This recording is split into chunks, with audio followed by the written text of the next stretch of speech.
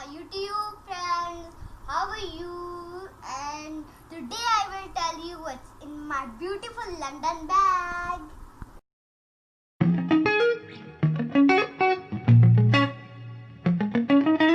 मैं आपको बताऊंगी कि मेरे बैग में क्या है। तो let's see, जैसे बड़े बड़े अदाकार दिखाते हैं कि हम what's in my bag. So today I will also show you people what's in my bag.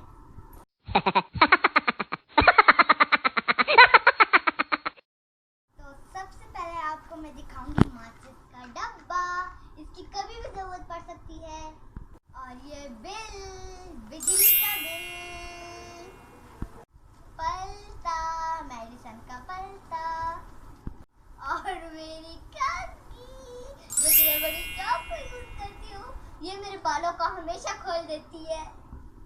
और लास्ट जो फाइनली मेरे पास है, इसको दिखाती हूँ अभी मैं आपको। टेंटरन, मेरा मोबाइल। कुछ समझ आया पाकिस्तानियों? अरे अभी भी सोए हुए हो, उठ जाओ इस सोई हुई नींद से।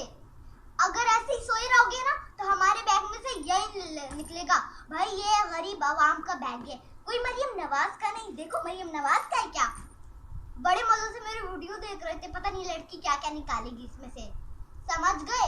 अब जाग जाओ वरना यही निकलेगा सबके बैग में से, समझे?